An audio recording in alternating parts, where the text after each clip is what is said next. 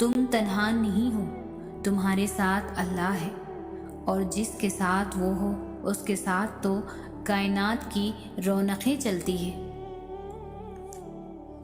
دعاؤں میں تاثیر آپ کی طلب سے آتی ہے اور تاخیر آپ کی بہتری کے لیے ہوتی ہے۔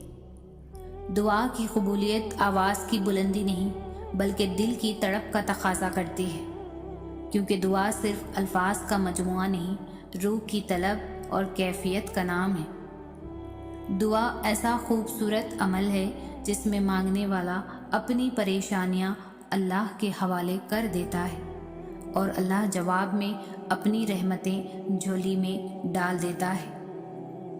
تمہیں اندازہ بھی نہیں ہوتا اللہ پاک تمہاری اکثر خواہشات کو رد کر کے تمہیں کتنے عذاب سے بچاتا ہے۔ اللہ کسی کو مایوس نہیں کرتا، اس سے مانگتے رہو، ایک دن یا تو وہ تمہیں عطا کرنے کے بعد پرسکون کر دے گا، ورنہ اس احساس سے بے نیاز کر کے مالا مال کر دے گا۔ بس یقین رکھو اس پر۔ آنسو وہ خاموش دعائیں ہیں جو صرف رب ہی سن سکتا ہے۔ دعا کرتے رہا کرو۔ دعا ایسی عبادت ہے جو اللہ سے ہر بات منوا لیتی ہے۔ اگر اللہ پاک تمہاری دعائیں پوری کر رہا ہے تو وہ تمہارا یقین بڑھا رہا ہے۔ اگر دعائیں پوری کرنے میں دیر کر رہا ہے تو تمہارا صبر بڑھا رہا ہے۔ اگر تمہاری دعاؤں کا جواب نہیں دے رہا تو تمہیں وہ آزما رہا ہے۔ اس لیے ہمیشہ دعائیں مانگتے رہا کرو۔ دعا ایسا عمل ہے جو تقدیر کو مات دے سکتا ہے۔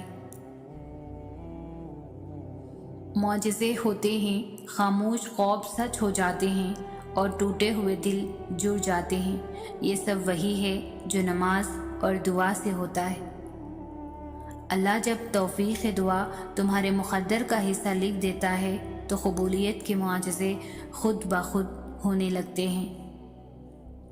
معجزوں کی راہ تو اللہ آخری سانس تک کھلی رکھتا ہے، تو تم تب بھی دعا کرتے رہنا جب تمہارے پاس قبولیت کی کوئی بھی وجہ باقی نہ رہے، کیونکہ بے بس تم ہو، وہ تو پل میں نصیبوں کو بدل سکتا ہے اور لمحوں میں دلوں کو موڑ سکتا ہے۔ دعا اعتماد ہے، دعا یقین ہے، دعا امید ہے، دعا بھروسہ ہے، دعا گفتگو ہے، دعا پاکیزگی ہے، دعا وسیلہ ہے، دعا حوصلہ ہے، دعا محبت ہے، دعا راز ہے، دعا ہمدرد ہے، دعا طاقت ہے، دعا سے کائنات ہے۔ اور میری یہ دعا ہے اللہ تعالیٰ آپ کی ہر دعا قبول فرمائے، آمین۔